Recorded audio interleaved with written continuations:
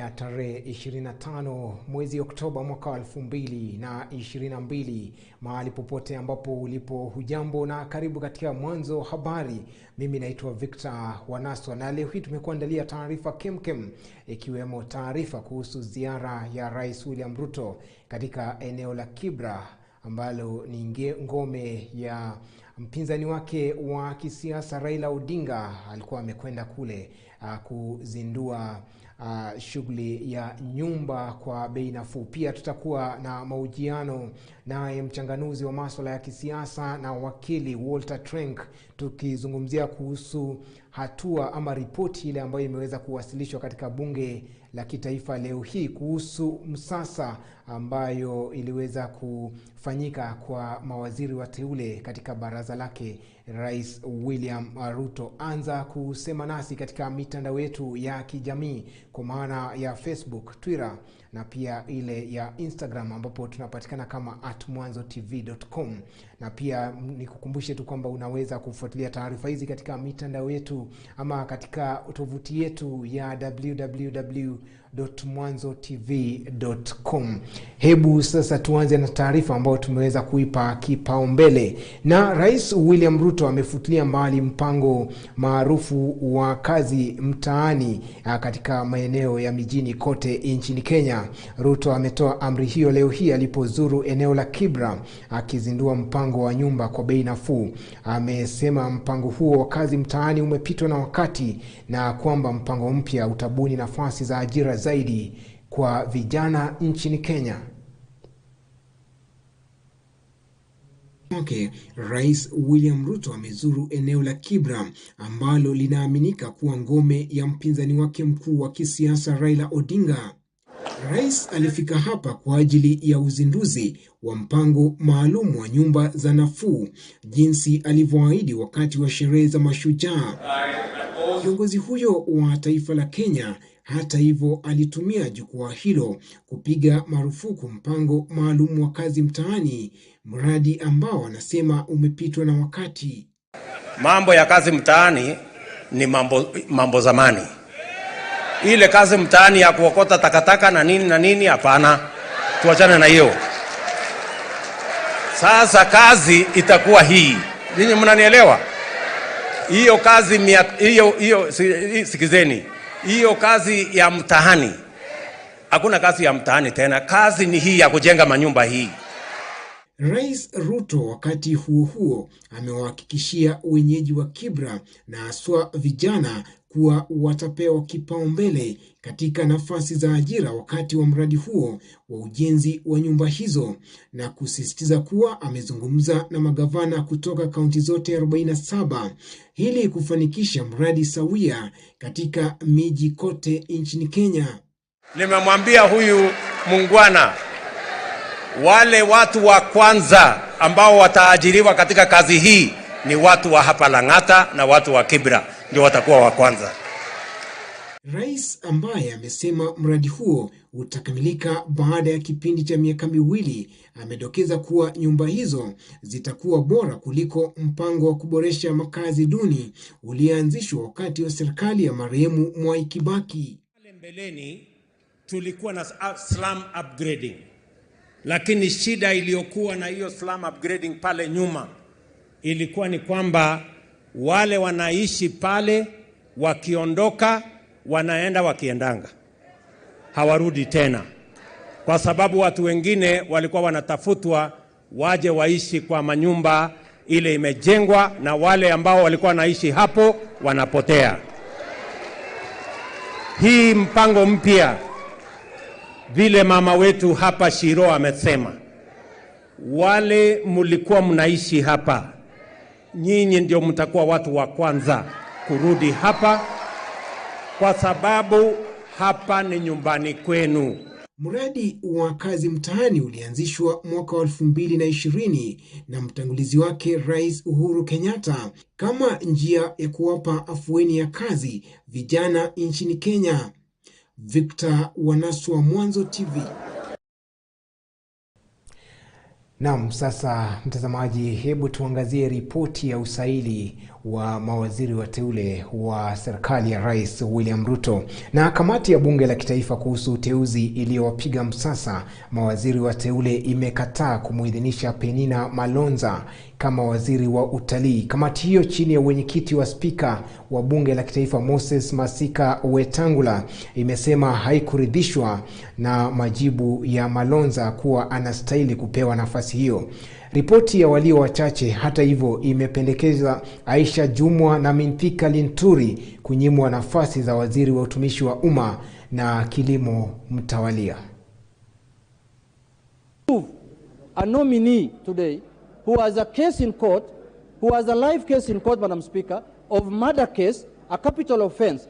Madam Speaker, tomorrow anybody can be brought to this house with any kind of cases, Madam Speaker, and passed, because you will have set the standard that one time the Parliament of the Republic of Kenya passed a nominee with a murder case, Madam Speaker. And I'm not judging anyone. We cannot say she's guilty of the offense or she's not guilty of the offense. That is the courts to decide, not us, Madam Speaker. We need to let the court do their work, let the court judge her, acquit her, or convict her, Madam Speaker. Then from there, we can make a decision as a House, Madam Speaker, whether that person is fit to hold the office of a Cabinet Secretary, Madam Speaker. Aisha is a strong leader who we have seen in this country. Let's not use political malice to discredit Aisha. Aisha is a strong leader. She has worked in the Parliamentary Service Commission. She's been a commissioner. The fact that she divorced ODM, she should not be condemned, because it's ODM who told us he's a leader and nominated her to the commission. If the nominee has been cleared by all the relevant authorities, all the statutory bodies have cleared her, then you cannot use a singular event to define one's suitability or insuitability.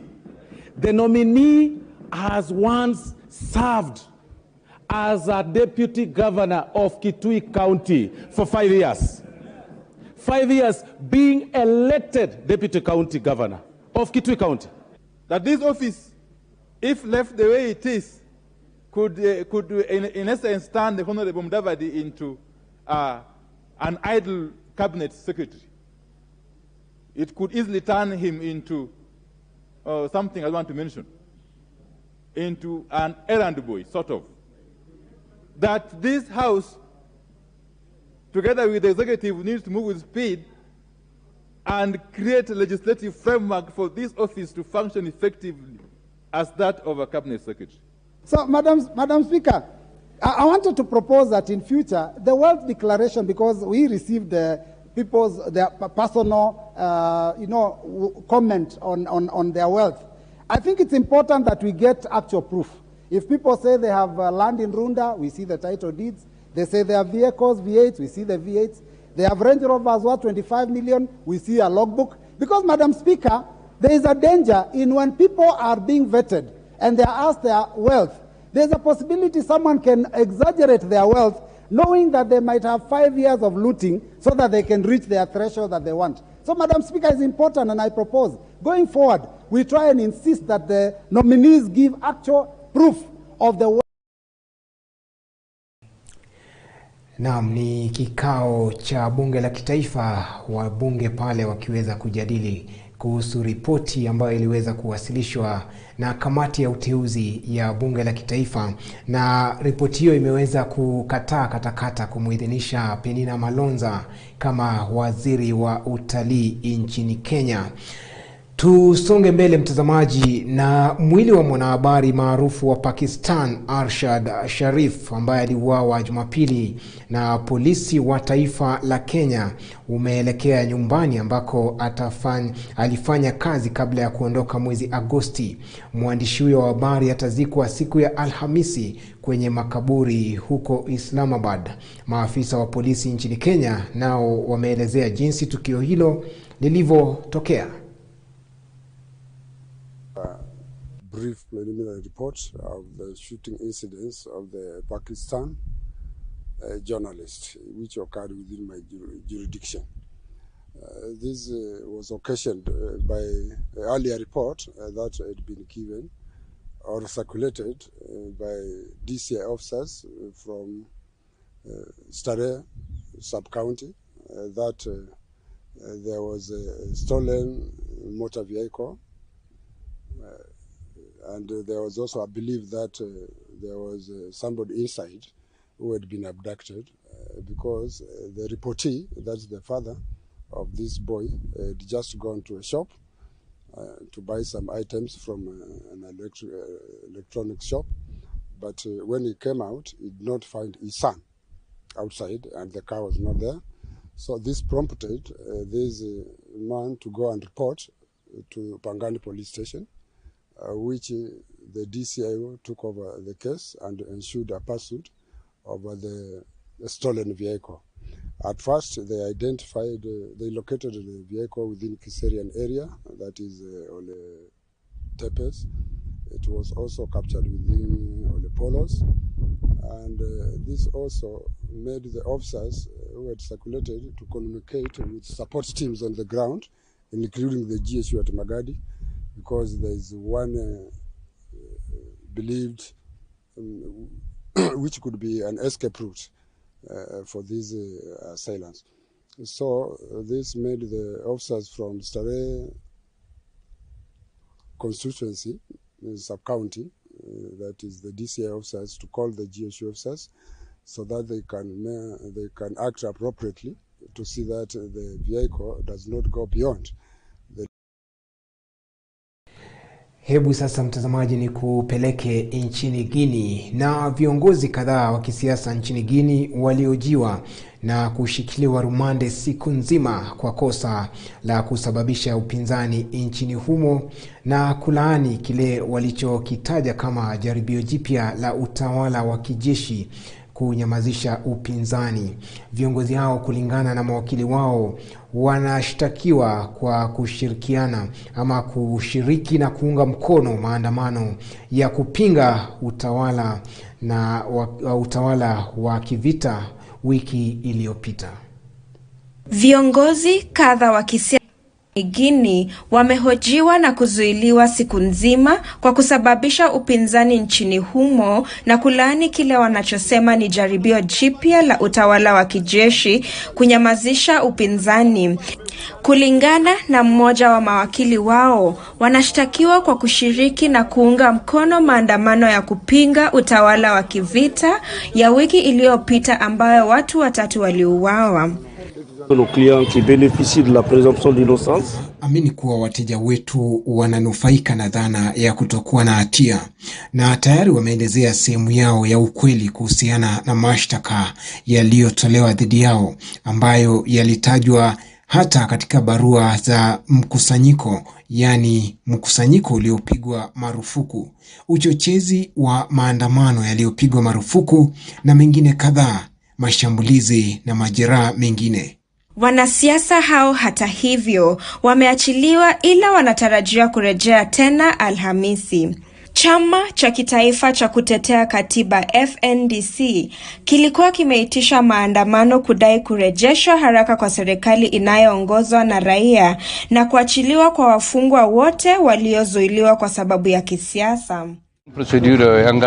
Angalia, kesi zimewasilishwa dhidi ya wateja wetu ambazo nyote mmeona hapo awali. Kwa hiyo zote zimesikilizwa na kesi iko mbali sana kumalizika. Tunamshukuru Mungu, tunarudi usiku wa leo na wateja wetu wote, na utaratibu unaendelea.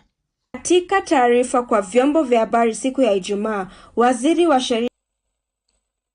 Thank you so much for joining us, and today we are going to talk about the suitability of the cabinet nominees. Remember, it's a process that ended on Saturday after the appointments committee of the National Assembly having vetted a total of 22 cabinet nominees. And what a better way to talk about this subject than to involve the politicians themselves. And in studio today, we have Walter Trenk, one of the senatorial aspirants for Bungoma County. Thank you so much, Walter, for joining us. It's always a pleasure having you in this show.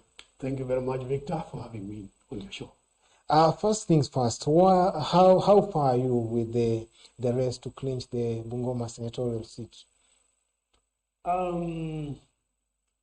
We have made quite a bit of progress because since the announcement of the election about almost a month ago, we have traversed the villages, we have done our campaigns online, we have our online teams working, and so far we are doing very well because right now as we speak, I think I have no doubt in my mind that I'm going to be the flag bearer on the UDA ticket for the Bungoma senatorial election. And I believe that the people of Bungoma are going to be given a choice. We are happy that our party accepted to fill a candidate in Bungoma because our members in the last general election felt disenfranchised, they felt discriminated. And actually some of us who know the law, we thought that that was unconstitutional for a whole lot of, almost half of the population of the county, voting population, being denied a chance to pick a person or to vote for a person of their choice. But this time round, the party has been very reasonable, the leadership, and they have agreed that we are going to fill a candidate, and that candidate is going to be yours truly. So we are very happy, and we are very grateful for that gesture from our party. Bearing in mind that the position was left vacant after the Moses Masika Wetangula, who was previously the senator for Bungoma County, having been elected as the National Assembly Speaker, has Kenya Kwanza explored other avenues of maybe arriving at the person who will be becoming the next senator for the county?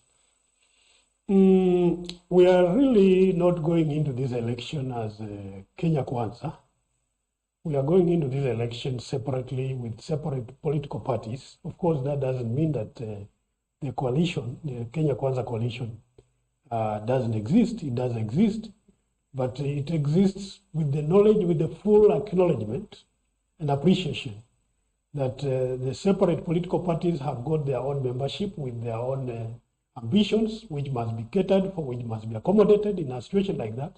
So there has not been a discussion about the Bungoma election as Kenya Kwanza, but the parties are approaching the election as separate entities within the Kenya Kwanza coalition.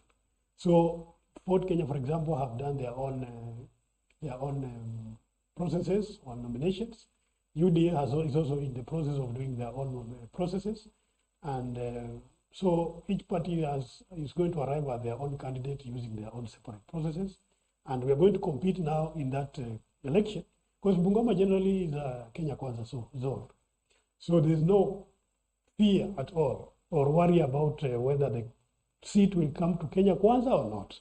So what we want is that we know the seat could either go to UDA or it could go to Fort Kenya. It's still a game for the Kenya Kwanza coalition. At the end of the day, the Kenya Kwanza coalition will have a member in Bungoma, and it does not matter whether they're coming from UDA or from Fort Kenya. So there has not been any discussion within the coalition, but the parties are approaching the election separately, but with the appreciation and understanding that we belong to the same coalition. When it comes to Jubilee, when it comes to UDA rather, yes. Do you feel the process of nominating the person who will be given the ticket will be free and fair?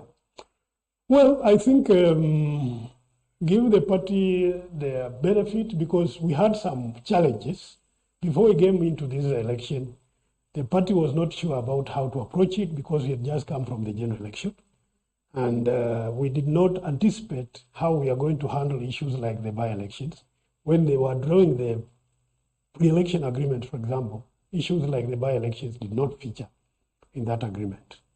And therefore, as UDA, we did not conduct our nominations the way that everyone would have expected. All of us expected that we have a competitive process where we got the primaries and the members choose who they want to be their flag bearer. But that didn't happen. And nevertheless, the party and some of us who want to be candidates like myself, we have a different approach which we want to use to arrive at, so that at the end of the day, we have a candidate in the Bungoma senatorial by-elections. And I can guarantee you that we are going to have a candidate. Maybe lastly on that, Why do you strongly believe that you are the best candidate for the position? I believe that I'm the best candidate because everybody, when you offer yourself, you look at the type of vision that you have. I mean, the manifesto. I mean, the kind of thing that I believe, for example, the people of Bungoma deserve. And I know they deserve a good leadership. The person that we are seeking to replace in Bungoma, Honorable Wetangula, represented the people of Bungoma very ably. And that's why I think, by the way, that's why he managed to catch the eye of over 200 members of parliament to elect him as their speaker. And that says something. It therefore means that the person who replaces him must also be as good, if not better, and effective in that position to continue representing the people of Bungoma in the Senate. And I believe that I have a vision, both legislative and representative, and of course oversighting the county government in Bungoma. And I believe that I have the skills. I'm a lawyer myself, and that comes in handy because I have the skills that are required for the position of senator, both for legislative, for representation, and for oversight. I believe I have the skills, and I'm well equipped to do the job. And we wish you well as you are in your quest to becoming the next senator for Bungoma County. But now let's dive into our today's discussion, whereby we're going to talk about the suitability of the cabinet secretaries nominees. Remember, the National Assembly Appointments Committee completed the process of vetting the 22 nominees on Saturday. What is your expectation in the process and in the committee? My expectation is that I think Parliament is meeting tomorrow on the 27th, 26th, which is tomorrow to give their report. The Appointments Committee will be submitting their report sharing their committee report to the whole House in the plenary, and whether the committee is going to come with a unanimous decision on the appointees or the nominees is something we have to wait and see. Because if we say that they are going to have a division or that they are going to have a unanimous agreement on almost all the nominees, then that's speculative. So I think where I sit right now is that I believe that all the 21 nominees, the president, out of his wisdom, I'm sure he did his own vetting even before the vetting of Parliament, and he felt that these people are suitable to hold those positions. And the vetting, of course, brings out more things that probably the president had not seen. And at that point is when now Parliament comes in and people bring in more issues, suggestions, comments, information about those individuals, which probably the president did not have the benefit of. And at the end of the day, I think they are all going to be put on the scale. And if people are not going to measure according to in the view of the Appointments Committee, then some of them might be rejected. But I believe majority are going to be accepted because I think most of them are able people. There are people who have served this country even previously, almost in the same capacity. When you look at, for example, people like Honorable Musalia Mudavadi, he has been a deputy prime minister, one of the highest positions in the executive of this country at that time.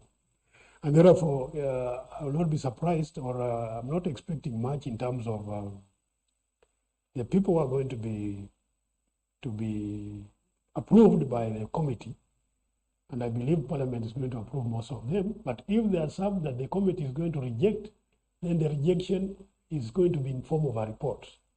And they will table their report. The people who feel like so and so we are rejecting so and so, they'll have to table that report, and the report again will be debated in Parliament. And at the end of the day, again, whether rejection or not, again, they are going to have to vote on the report of, if there's a minority, it will just be tabled as a report from the minority. Let's say, for example, if Azimio comes with, or some of the members, I don't want to just say Azimio, if some of the members come and say they are not comfortable with this and the other member, and therefore they are rejecting, it will be tabled as a report. But that does not necessarily mean that it's going to be adopted by Parliament. What is adopted by Parliament is the committee report. And the committee report is the majority report. That's the one that's going to be adopted. But this one can be tabled for these guys to record their reservations, but it's not going to be voted upon. What is going to be voted upon is the majority report, the report that is consisting of the majority of the members of the Appointments Committee. That's the one that is going to be voted on at the end of the day. And therefore, reservations can always be there, but not necessarily so that people can vote on them, but they can be put on record. But if, for example, there's a member a nominee who has actually not received backing from the whole committee, and therefore they stand rejected, then the president, of course, has the chance again to appoint someone else and submit the same names back to the Parliament for this whole process again to be repeated. So after the committee tables the report, yes, the report will be a whole report about the 22 nominees, not individual. No, it will be on every individual, and that's why the individuals were being vetted individually. So that the report, for example, when we come to Honorable so-and-so, Minister for ABCD, for this ministry, then this is the report about this individual. And on this nominee, this is what the committee has found out. And a former and also a gubernatorial aspirant for the same county is having 35 cases in court. Is that enough to be disapproved by the committee? I was personally also very surprised that he has a whole 35 cases, because that's huge. I mean, when you come to think of it, because when you have cases in court, it means that you have a divided attention and focus. And therefore, not necessarily that you are not going to be able to work, but you have so much of your time also being put on other issues that are not necessarily related to the job that you have been appointed for. But that alone, I think it might be an issue to the committee, and I believe it's going to be an issue that he has all 35 cases in court, whether some are criminal or others are, I think, civil cases. But a case is a case. It doesn't matter whether it's a criminal case or a civil case. And I believe it's going to be one of the issues. So it stands to be, it's something we have to wait and see whether it's going to be one of the issues that the committee will base their recommendation on, whether to reject him or to approve his appointment. But I think it's going to be an issue even when he settles in as, even if he gets appointed. It's something that he really has to look at and see whether it's going to work for him. Someone might argue that the same person, Mithika Linturi, was approved by IEBC to vie for the Meru gubernatorial seat. Yes. But now when it comes to him being appointed to the cabinet, it might be an issue. As a country, where do we draw the line between a politician seeking an elective seat, yes, and when someone is being appointed, when it comes to integrity issues? You know, for example, the approvals which are made by the EACC before people seek for election are normally not about whether someone is suitable to run for office or not, but they just check on the background of the individual whether they have, for example, a criminal record, and if they have a criminal record, have they been convicted? So it's not really about whether you have cases or not. Having cases really is about the old principle of the legal principle, which is that everyone is innocent until proven guilty. So if they have cases, even if they have 1,000 cases, that alone cannot be based on. So EACC cannot do that. But when it comes to this one, this is an appointment. And the other one, the one for public office is where you get, for elective office, is where the public is given a person. And they are asked to make a decision whether they are okay to live with this person regardless of the baggage he carries, or whether they have a problem with that. And the decision is made at the ballot.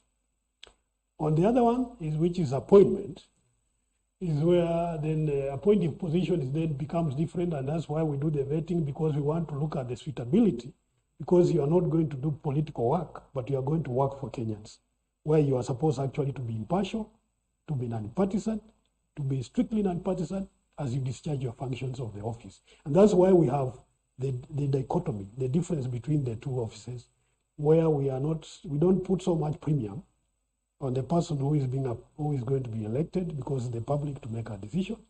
But on the one where we have to make appointment, then this appointment should fit in with our Chapter 6 of the Constitution of Kenya, and that's why there's that difference. So the dichotomy, I don't see much contradiction. The contradiction is just that political office, we leave it to the public to make the decision. But for appointive position, which is the executive like in the cabinet, we have to see more and look at the suitability of the individual. So at the end of the day, if we arrive at the same decision that yes, like what the electorate, for example, arrived at, they elected, of course, they didn't vote for him because of integrity. Probably there are just one or two other things he didn't do well as a candidate for the gubernatorial seat. But in this one, we look at the suitability and integrity and whether the person is suitable for that position.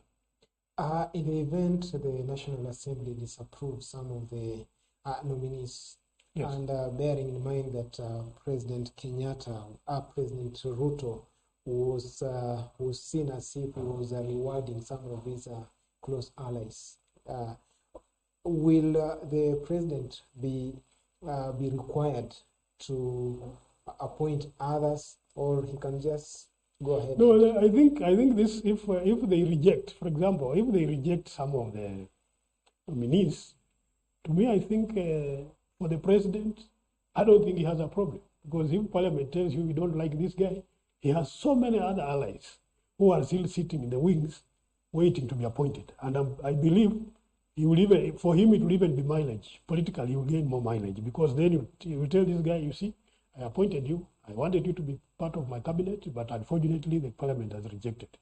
And he picked someone else. So you will have more people to bring on board and showcase and actually demonstrate that to his people that, yes, guys, I could have picked more, but it's because of the chances we don't have. The issue is, would it affect him? I don't think it would. Why? It's because he has many more people waiting in the wings. And I believe he'll just pick someone else and appoint, and then again forward to Parliament. And the other guys might be given something else to do, because if they have been found unsuitable by Parliament, then I think we should accept that the wisdom of Parliament, because they collectively represent all Kenyans, and that the person the president had picked is not suitable, the Parliament has not found them suitable, so the president should just pick someone else. And he shouldn't even lose any sleep because someone was rejected by Parliament. I don't think it should, actually. And then let's look at the vetting process itself. Do you feel that the MPs in that committee did a good job when it comes to asking crucial questions, or especially from the Jubilee side, not Jubilee, Kenya Kwanza side, were they asking serious questions to the nominees, or they were just there to rubber stamp the appointment of the president?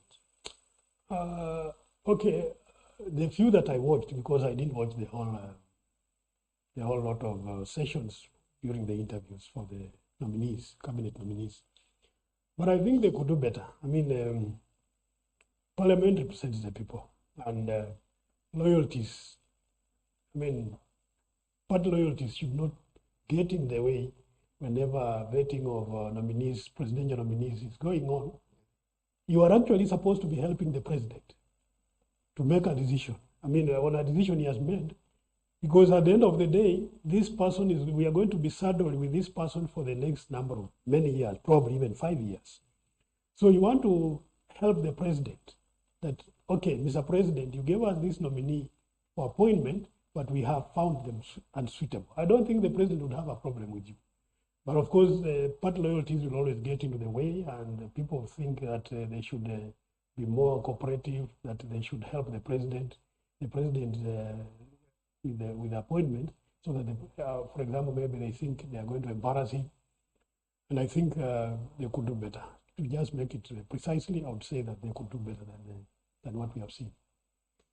What next? What's next for the president after the committee approves, let's say, the 22 names? Okay, if the committee approves all the 22, and then I think that's what they need to do. Of course, if they have people whom they have issues, I personally will not have a problem, because we need to have the best anyway. And if someone's found unsuitable, we should just insist that this person should be appointed.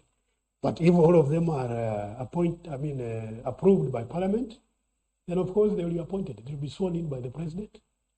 Because with the judiciary, the Chief Justice will be there, standing by, to swear them in, and then they will start the work. And we look forward to that, so that this government can start delivering the promises that they made to the people of Kenya. Let's talk about wealth declaration. How important is it for a nominee to declare his wealth?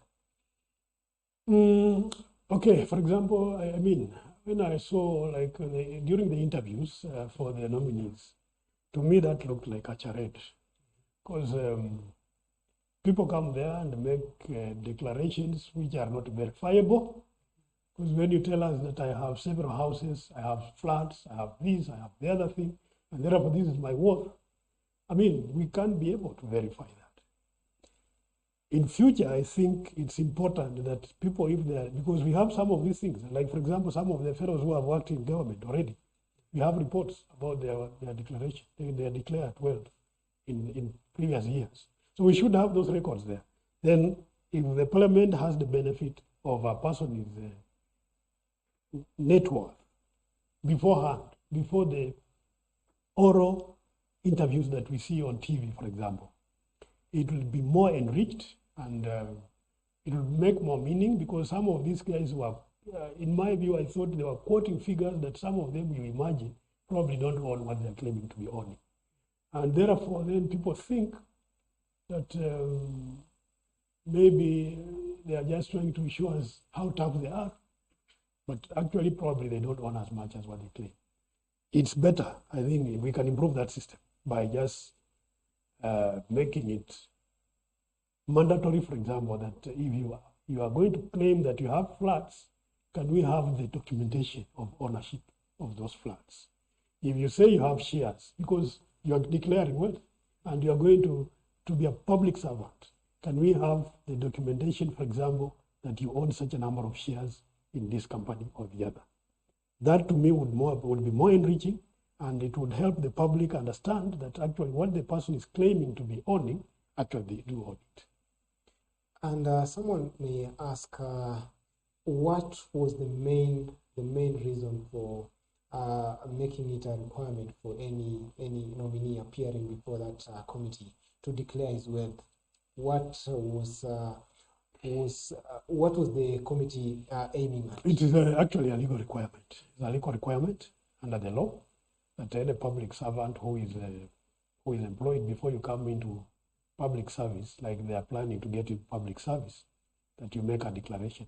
And it's actually anchored in law, where they are supposed to make annual declarations, wealth declarations, all of them, all the civil servants. It's actually the law already exists of Wealth Declaration Act and Public Officers Wealth Declaration Act. And in that act, they are supposed to make those declarations so that when people become poorer or richer within a period of time, we are able to understand, and we can even be able to question how they became rich so quickly, or what probably has happened. And that is the essence of the declaration of the net worth of the individuals.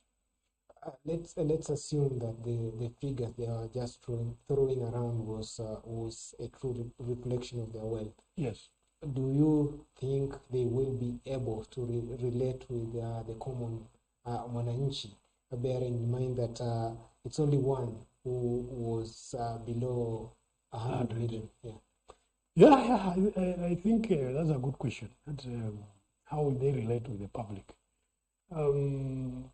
We have to accept that we all want to get wealthier, and it's not really bad for people to grow wealth. In fact, it should be something that should be encouraged. But we must also lay emphasis on the fact that people acquire their wealth through legal means, legitimate means, and therefore some kind of motivation, some kind of encouragement to the ordinary person that these guys own so much, so it's possible for you also to own this much. Most of them actually have not even been public servants. So if it's actually they have they are worth what they're claiming to have, then it's a good thing going forward to encourage the population around that it's good to grow your wealth. That but as they relate, there's the common person whom we call the hustler, because we rode on this into government, into victory, on the hustler narrative. And the hustler narrative, what people out there believe, is that a hustler is this guy who doesn't have much, but not necessarily so. And that's why we have been trying to open that issue about hustler and to demystify the whole understanding of who a hustler is. A hustler is not necessarily a poor guy.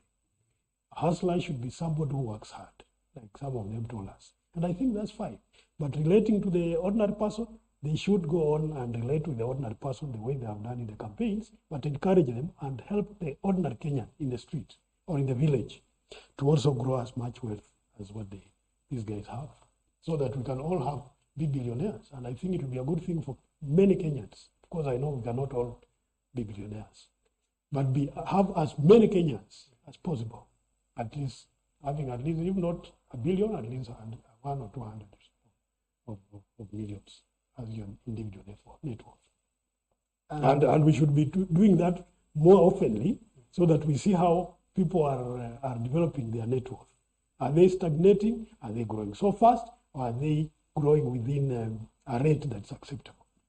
And will they be able to push the agenda of the hustler narrative, whereby growing the economy from bottom to up? I hope they will. I hope they will. I hope that the hustler narrative should remain on focus, should remain on the table, should never be put on the back burner. Because if we do that, then we are going to lose the ball. Not necessarily, and it should benefit every single Kenyan out there that the government is delivering on the promises that they made, and that the language they spoke is the language that they are working on. If they don't, then I think it's going to be such a big disappointment, and I believe the Kenya coalition, the Kenya Kwanza coalition, we definitely want to seek re-election after 5 years, and definitely we must work for Kenyans and make sure that we deliver. There shouldn't be a disconnect between the executive and the ordinary person in the village or in the streets. And maybe lastly, if the committee disapproves a section of the cabinet nominees, what will that mean to President Ruto? Well, of course, the President William Ruto is an individual, but he takes most things in his stride. Of course, the opposition will be very happy, and they will be yelling at that kind of situation where some of your appointees or nominees have been rejected by Parliament. It will not be a very good thing, but then the president said that he has set up a government that believes and wants to uphold the rule of law. So I believe that he should take it in his stride. It's of course not a good thing when one or two of your nominees are rejected. It's not a good thing. You are not happy. This is a person you are I'm sure done background checks on him or her. Then they get rejected by Parliament. It's something that you will not be very happy about. But I believe that he should be able to quickly pick up, name other individuals who are suitable. We have hundreds of Kenyans who can work. in those positions, and I believe that they are within the Kenya Kwanza coalition, or any Kenyan for that matter, to serve in those positions wherever those nominees have been rejected. Thank you so much, Walter Trank, Wakili. Yeah. Thank you very much for having me, Victor.